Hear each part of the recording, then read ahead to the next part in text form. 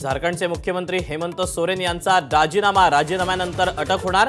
चंपई सोरेन यांच्याकडून सत्ता स्थापन करण्याचा दावा।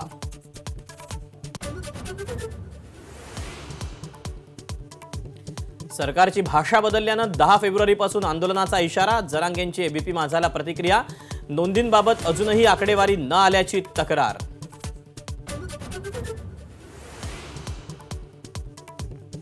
सगळे सोयरे अधिसूचनेला हायकोर्टात ओबीसी संघटना आव्हान देणार। तातडीच्या सुनावणीसाठी उद्या याचिका सादर करणार, तर मराठा संघटनांकडून कॅव्हेट सादर।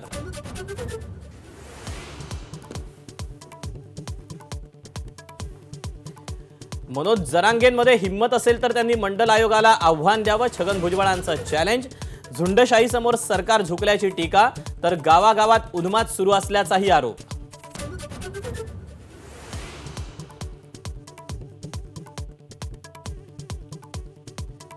मराठा आरक्षणाचा विषय कोर्टात जाण्याची शक्यता। आरक्षणासंदर्भात कोणतीही प्रतिक्रिया देऊ नये, अजित पवारांच्या आमदारांना सूचना।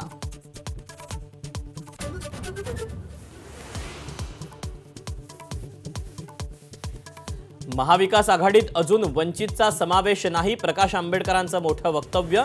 2 फेब्रुवारीच्या बैठकीत जागा वाटपाचा फॉर्म्युला स्पष्ट करा, आंबेडकरांची मवियाकडे मागणी।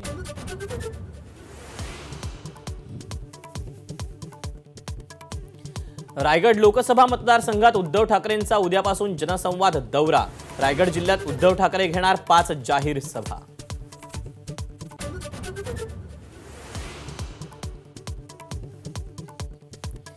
राज्यात आयपीएस अधिकाऱ्यांच्या बदल्या। अमितेश कुमार पुण्याचे नवे पोलीस आयुक्त, तर नागपूरच्या पोलीस आयुक्तपदी रवींद्र सिंघल।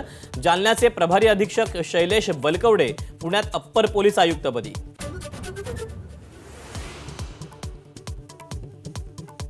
ज्ञानवापी मशिदीच्या तळघरात पूजा करण्यास कोर्टाची परवानगी। तळघरातल्या मूर्तींची पूजा करण्यास व्यास परिवाराला हिरवा कंदील।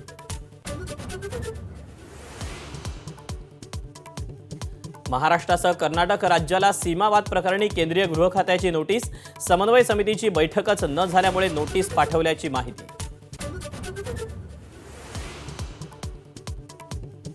आरबीआयचा पेटीएम पेमेंट बँकेला मोठा दणका। 29 फेब्रुवारीनंतर पेटीएम बँकिंग सेवा देऊ शकणार नाही। नवी ग्राहक नोंदणी थांबवण्याचे आदेश।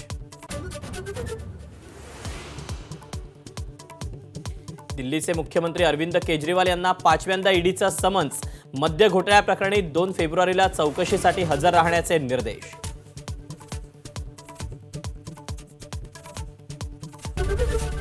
एबीपी माझा, उघडा डोळे बघा नीट।